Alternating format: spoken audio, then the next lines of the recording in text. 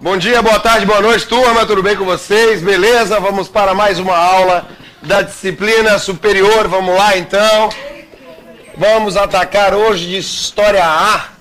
Eu, como vocês sabem, sou o professor Otto. E hoje nós vamos de unidade 4. Meus amores. Ixi, passar desse lado de cá vai ser o cão, né? Mas vamos lá. Pronto, tá aqui o bagulho. Galera, na Baixa Idade Média, a gente vai ter aí que tópicos que podem aparecer no vestibular? Basicamente 3. As cruzadas, né, um tópico que é relativamente bastante presente no vestibular. A questão da peste negra, misturada com a Guerra dos 100 Anos, que a gente vai conversar um pouquinho. Guerra dos 100 Anos aparece um pouco menos, pelo menos aqui nos vestibulares do Sul. A peste negra aparece um pouco mais, então vamos lá. Tópico 1, cruzadas. Tópico 2, peste. Vamos misturar aqui peste e Guerra de 100 Anos, né, que são os dois juntos vão ser responsáveis por 1/3 das mortes, né, da morte de 1/3 da população europeia. E por fim, o Renascimento. Tá, logicamente que esses dois tópicos aqui da ponta, tanto as cruzadas quanto o Renascimento, são muito mais presentes no vestibular. Tá? Meus pombos, olha só. Para a gente entender as cruzadas, a gente precisa conhecer um pouquinho. A gente vai precisar resgatar um pouquinho que a gente viu na última aula aí, antes do aulão do Enem, tá? Tem que resgatar um pouquinho. A gente viu ali na última aula de geral o feudalismo, correto? E a gente viu que dentro do feudalismo rola uma moral bastante interessante, que é a moral da suzerania e vassalagem. Ou seja, eu tenho um grande feudo, invisto um outro nobre que não tem terras de um pedaço do meu feudo, me tornando suzerano e ele vassalo. E assim aconteceu, século VIII, século IX, século X. Acontece o seguinte: você pega o teu feudo, tal, divide teu feudo com outro cara. Esse cara divide feudo com outro cara. Esse cara divide feudo com outro cara. Esse cara divide feudo com outro cara. Se essa parada não parar nunca, daqui a pouco eu não vou ter mais feudo, vou ter chácara, né? Então, assim, é isso que vai estar acontecendo aqui no século XI. Começam a faltar terras, certo? Começam a faltar terras. E aí, o que vai acontecer? Começa a ser muito comum uma nação europeia cristã invadir outra nação europeia também cristã. Né? Em busca de quê? Expansão territorial. Maravilha, galera? Tranquilo? Bem. E eu lembro aos senhores que ainda nesse período, as fronteiras da Europa eram pressionadas, por um lado, pelo Império Bizantino, e de outro lado, pelo quê? Pelos islâmicos. Então, o que o Papa Urbano II, no Concílio de Clermont, vai dizer? Ele vai proferir a seguinte frase: irmãos, deixai de lutar uns contra os outros, marchai contra o infiel. O que ele está dizendo aqui? Galera, o problema de vocês é terra, então larga a mão de ser trouxa e começar um lutar contra o outro aqui, se unam e vão lutar junto contra quem? Contra o infiel. Quem é o infiel? O islâmico. A ideia é essa: se vocês querem terra, em vez de ficar batendo cabeça aqui dentro da Europa, vão juntos pegar quem tomou as terras de vocês. Mais ou menos essa. Se bem que assim, né? Dizer que os islâmicos tomaram as terras dos europeus, tirando a Península Ibérica, na verdade, os caras já estão lá há algum tempo, né? Mas tudo bem. Então, assim, essa é um dos objetivos que está aqui, expansão territorial. Correto? Só que a gente tem mais objetivos. Na verdade, a gente tem mais alguns objetivos. O objetivo religioso, porque a gente pode dizer, galera, que as cruzadas são guerra de cunho político, econômico e religioso. Galera, entenda. Qual seria desses 3 aqui, um que a gente diria motivo político? Seria a expansão territorial. Correto? O motivo econômico seria qual? A reabertura do mar Mediterrâneo. Galera, entendam, o que significa isso? Vamos dar uma olhadinha nisso aqui, vamos relembrar isso. Por que reabertura do Mediterrâneo? Da onde isso aqui, meus amores? O Mediterrâneo estava com uma placa de proibido estacionar. O que tinha no Mediterrâneo? Hein, rapaziada? Os islâmicos. Muito bem, perfeito. Coisa mais querida. Olha só. Na verdade, com a expansão islâmica do século 7, 8 e 9, eles passaram a controlar o mar Mediterrâneo. Com o controle islâmico do mar Mediterrâneo, esse mar ficou fechado ao comércio europeu. Maravilha? Autores afirmam que durante a Idade Média a Europa não fez flutuar uma tábua no Mediterrâneo. O que é isso? É uma alusão à não utilização das rotas mediterrânicas pela Europa durante a Alta Idade Média. Ok? Então o que os caras vão querer? Reabrir o Mediterrâneo para voltar a comercializar. E o motivo religioso é a libertação dos locais santos, né? Principalmente libertação do Santo Sepulcro. Galera, o que é o Santo Sepulcro? Local onde, teoricamente, foi sepultado quem? Jesus Cristo. Fica onde? Jerusalém. Então, na verdade, o motivo religioso é a libertação de Jerusalém e, assim, libertando o Santo Sepulcro. Coisa mais querida? Foi? Beleza. Galera, então, o que o Papa Urbano II propôs? Pô, tem todos esses motivos aqui. Tem nobre sobrando. Outra coisa interessante você perceber é o seguinte. Com o fim, com a desaceleração dessa relação de divisão entre suzeranos e vassalos, com a cada vez menos terras disponíveis para novos feudos na Europa, muito nobre começou a ingressar na cavalaria.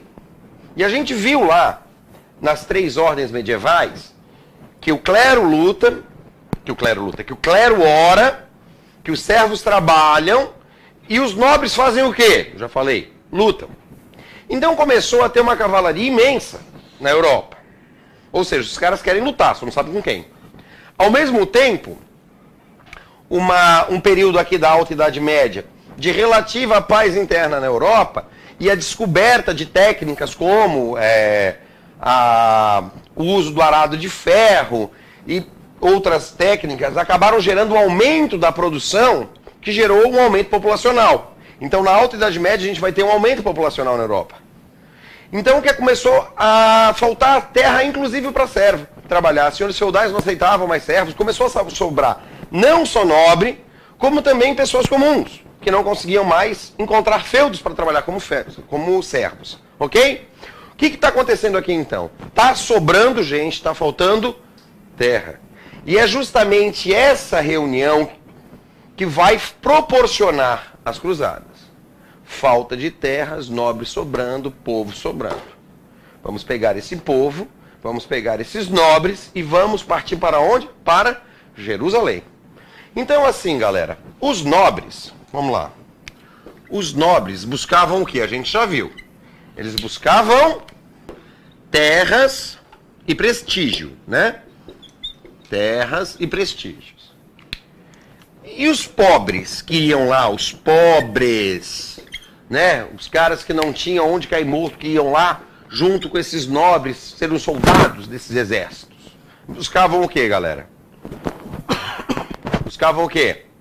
A salvação.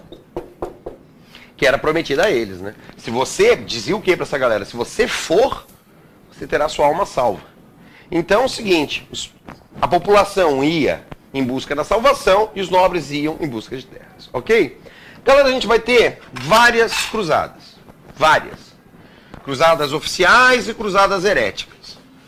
Todavia, eu vou ter 3 cruzadas oficiais que chamam a atenção, que são as 3 que mais caem no vestibular. Quais são elas? A primeira cruzada. Galera, a primeira cruzada é a única que toma Jerusalém.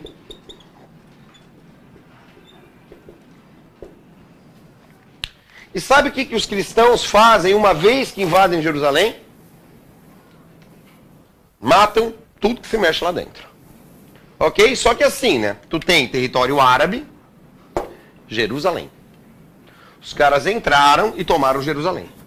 Em volta deles tem o quê? Tem o quê aqui em volta deles? Árabes, árabes, árabes. O cara vai conseguir se manter aqui dentro? Jamais, né? Então, Jerusalém será reconquistada pelos árabes posteriormente. Então, a importância da primeira cruzada é que ela chega a Jerusalém, de fato, ela toma Jerusalém. Depois, os árabes vão retomar. Outra cruzada que chama bastante atenção é a terceira cruzada, que é chamada de Cruzada dos Reis. Aí a gente vai ter Felipe o Belo, Ricardo Coração de Leão e Frederico Barba Ruiva. Então entendam, a gente vai ter um rei francês, um inglês e um do Sacro Império Romano Germânico. Dessa cruzada aqui, a gente vai ter uma aproximação bastante interessante entre Oriente e Ocidente, uma aproximação cultural, porque Ricardo Coração de Leão e Saladino, o rei muçulmano, o rei islâmico, acabaram se tornando amigos, cara, né? Brigavam de dia e de noite trocavam figurinha, correto? Então vai ter uma aproximação cultural entre Oriente e Ocidente. Porém, geralmente o que cai no vestibular a respeito dessa terceira cruzada é o livre acesso aos locais santos.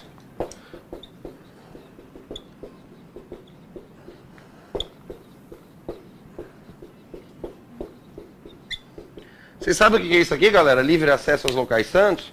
Os cristãos ganharam direito de peregrinação.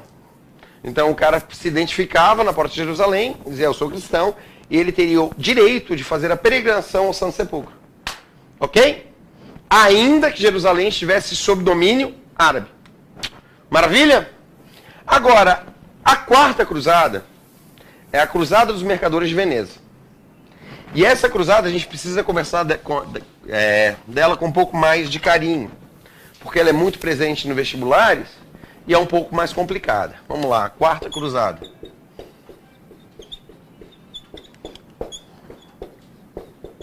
Mercadores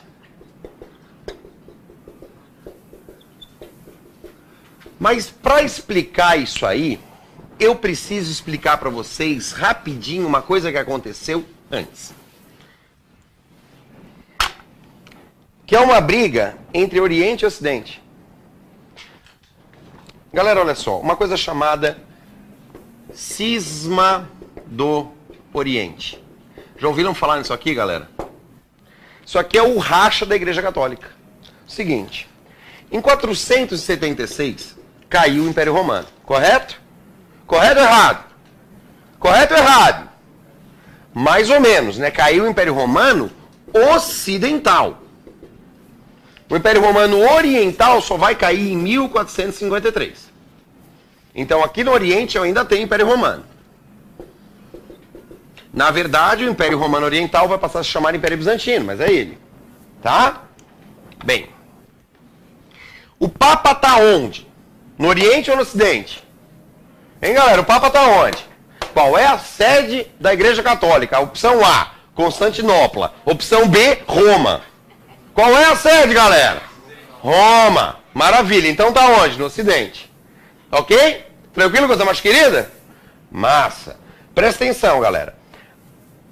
O imperador bizantino brigou com o Papa por uma questão chamada iconoclastia, que é adoração de imagens, né? Você venerar um pedaço de pau, né? Que a Igreja Católica faz isso. E no Império Bizantino os caras não... Galera, os católicos não têm os seus altarzinhos cheios de santo? Não rezam pro altarzinho? Isso, teoricamente, é o que o cara de Bizâncio era contra, né? Você venerar uma imagem, ícone, né? Imagem, ok? Então a questão da iconoclastia. E aqui vai rolar uma treta um racha entre a igreja, que vai dar origem ao que a gente chama de Igreja Católica Apostólica Romana, e do outro lado, liderados pelo imperador de Bizâncio, a Igreja Católica Ortodoxa. Certo? Então, o cisma do Oriente se liga à questão da iconoclastia e gera a Igreja Católica Ortodoxa. Maravilha? Por que eu estou dizendo isso? Para mostrar para vocês que a gente vai ter Não, o Império Bizantino ele não será mais católico apostólico romano, será ortodoxo. Por que eu estou falando isso? Isso aqui é importante porque é o seguinte, galera, vamos lá. O que vai rolar aqui? Os mercadores de Veneza se organizaram junto a alguns nobres e fizeram uma cruzada que teoricamente deveria chegar a Jerusalém. Só que eles pararam em Constantinopla. Constantinopla era uma cidade extremamente fortificada. Por isso que o Império Bizantino ficava de pé. Porque em 1000 anos ninguém conseguia invadir aquela birosca lá. Ok? Os caras tinham uma defesa fantástica, muralhas fantásticas, ficavam ali perto do Estreito de Bósforo, passavam correntes no Estreito de Bósforo, não deixavam o navio subir. Então os caras eram muito protegidos. Só que eles abriram os portões de Constantinopla para os mercadores de Veneza dos rios cruzados, que uma vez dentro de Constantinopla, passaram o rodo nos caras. Na verdade, eles pediram ajuda ao imperador de Constantinopla, que entendendo que a luta deles não era contra os ortodoxos, sim contra os islâmicos, permitiram a entrada deles, eles entraram em Constantinopla e derrubaram Constantinopla. Certo? Destruíram Constantinopla e passaram a mandar em Constantinopla. Então, nesse momento, Constantinopla já estava voltando a comercializar pelo mar Mediterrâneo. E é aqui que vai ocorrer o que nós chamamos de reabertura do mar Mediterrâneo. E por isso, galera, quando a gente viu na história do Brasil, lá a primeira aula, expansão marítima, eu falo, o Mediterrâneo estava fechado sob o domínio da Itália. Porque quais são as duas cidades que vão começar a controlar a princípio aqui? Veneza e Gênova. São as duas cidades que vão começar controlando o mar Mediterrâneo. Então, da Quarta Cruzada, aparece o que a gente chama de reabertura do Mediterrâneo. Galera, a gente tem duas consequências muito interessantes nas cruzadas. A aproximação de Oriente e Ocidente, com a apresentação de uma série de produtos e mercadorias orientais à Europa, que a gente vai chamar de uma forma genérica de especiarias, que vão ganhar grande valor, né, comercial na Europa, principalmente temperos, cravo, canela, pimenta, por aí vai, né, outros condimentos. E a reabertura do Mediterrâneo. Disso aqui vai nascer o que a gente chama de renascimento comercial. E galera, o renascimento comercial, ele é bastante simples da gente entender. Ocorreu a reabertura do Mediterrâneo. Ocorreu a apresentação de uma série de mercadorias orientais para a Europa. Então o que começou a rolar? Os mercadores de Veneza e de Gênova iam ao Oriente, pegavam uma série de mercadorias e traziam para a Europa e vendiam em feiras. Essas feiras foram crescendo. Essas feiras, a princípio, elas eram itinerantes. Ok? Elas eram itinerantes. Ou seja, uma hora ela estava numa cidade, uma hora ela estava na outra, e por aí ia, né? Vários locais. Porém, elas cresceram. Os próprios senhores feudais não queriam mais saber de receber talha, corvéia, banalidade em produto. Eles começaram a incentivar o servo a fazer o quê? Pega esse produto excedente, leva para a feira, vende e me paga dinheiro. Entenderam o que está começando a acontecer? Então essas feiras elas foram crescendo. À medida que elas foram crescendo, elas perdem essa característica de serem itinerantes e se fixam, dando origem aos burgos. Galera, o que é o burgo? Burgo é uma cidade que nasce do comércio, que nasceu da feira. Aqui nasce uma nova classe social. Dou um pirulito para quem acertar. Qual é a classe social que nasce no burgo? Opção A, o proletariado. Opção B, a burguesia. Claro, logicamente, né, galera? Aqui vai estar nascendo quem? A burguesia. Que é essa classe que vive do comércio. Entendam, então o aumento das atividades comerciais gera o renascimento urbano, ok? Então do comércio nascem as cidades. E nessas cidades a gente passa a ter duas organizações muito interessantes, que são as corporações de ofício e as ligas hanseáticas. O que você vai procurar aqui nas corporações de ofício? Galera, o que acontece? A Alta Idade Média, o comércio foi muito fraco. Ele decaiu muito. Então se perdeu muito na arte do fabrico de produtos. O que vai acontecer? Artesãos, mestres artesãos, passam a ensinar essas técnicas para aprendizes, para garantir o controle da qualidade do produto. Ok? Então assim, por exemplo, eu sou um mestre tecelão, vou ensinar os meus aprendizes a arte do fabrico de tecidos. Aonde eu ensino isso? Na corporação de ofício. E qual é a moral disso? Garantir a qualidade do produto que será vendida na feira. E a Liga Hanseática, ela vai garantir aos comerciantes o que a gente chama de monopólio de determinados produtos. Quando aparecer aqui, você vai ver, você vai procurar, quando aparecer corporação de ofício, algo que se ligue aos artesãos. Ensinamento de técnicas e tal. Quando você vê Liga Hanseática, você vai procurar o quê? Monopólio. Monopólio. Determinados produtos só podiam ser vendidos por determinadas ligas, para evitar a concorrência. Maravilha, galera? Tranquilo, coisa mais querida? Então vamos para o último tema da aula de hoje, último tema, que é uma consequência do renascimento comercial e urbano, que é a peste negra. Galera, como a peste negra chegou na Europa? Através dos navios, desses navios que vinham do Oriente, porque é muito provável que a origem dessa peste negra seja do Oriente. Como é o nome que a gente chama hoje a peste negra? Peste bubônica, porque ela cria bulbos. Se você está ali em meados do século XIV, acordou de manhã, passou a mão no sovaquinho, opa, tem uma bolinha. Passou a mão na virilha, opa, tem uma bolinha. Encomenda no caixão que uma semana você está morto. Tá? Tranquilinho. Então o negocinho vai aumentando, aumentando, aumentando, bolinha de maionese, bolinha de maionese, bolinha de maionese, e você vai ficando cheio de bolinha de maionese no corpo, né? Botar no pão. Olha só. Maravilha. Quem é o transmissor? O rato? Não, não é o rato, é a pulga que habita o rato, mas o rato é o vetor, né? O cara que vai levar esse bichinho, essa pulguinha de um lado para o outro. E por que esse rato vai se proliferar tanto nas cidades europeias? Porque elas eram imundas. Galera, quando você vê num filme de Roma, como é que aparece o romano? Com um vestido branco, né? Um negócio vermelho aqui, aquela cidade limpa, linda, poderosa. Quando você vê um filme da Idade Média, como é que aparece o cavaleiro? Todo renga, todo sujo, todo imundo, com os dentes quebrados, dente podre. Por quê? Porque é mais ou menos a cara da Idade Média. Na real, não existia relação de higiene e saúde. Filha, como é que é seu nome, filha? Samara, você sabe que nesse momento eu estou falando forte na tua frente.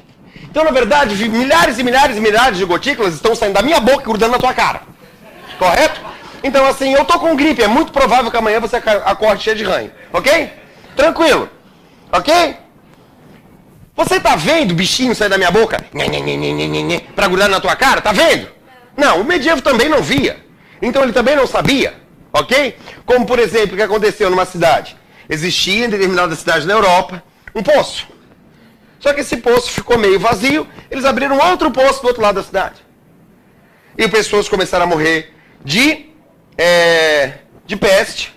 Eles queimavam os caras, não é sobrava, uma orelhinha ali, um dedinho aqui, papum, papum. Que eles faziam o quê? Jogavam no poço desativado. Eles puxavam a água do outro poço e a água estava limpa.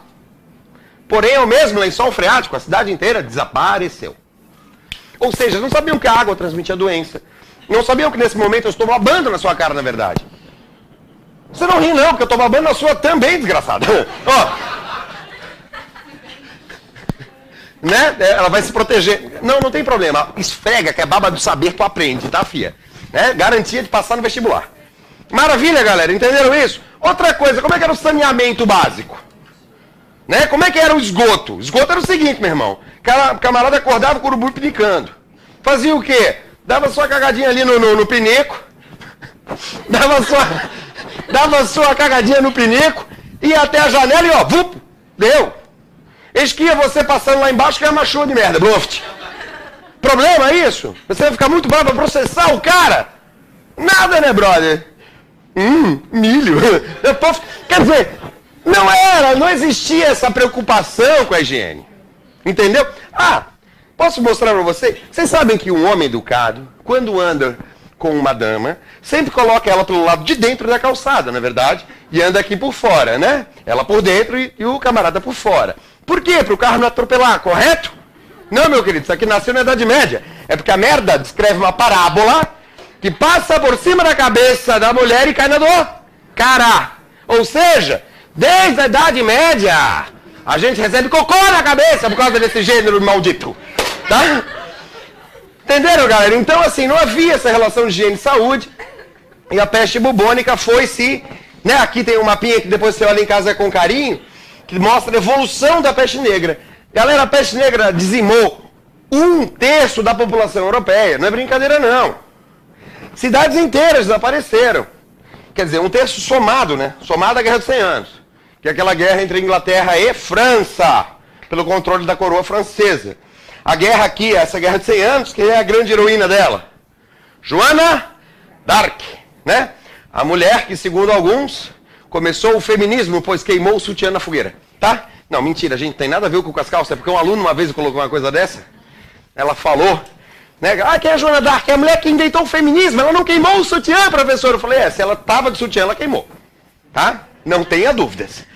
Entenderam o que eu estou dizendo, galera? Então aqui, qual é a questão da peste negra? A peste negra é muito importante, que ela vai mudar muita coisa na Europa. Por quê?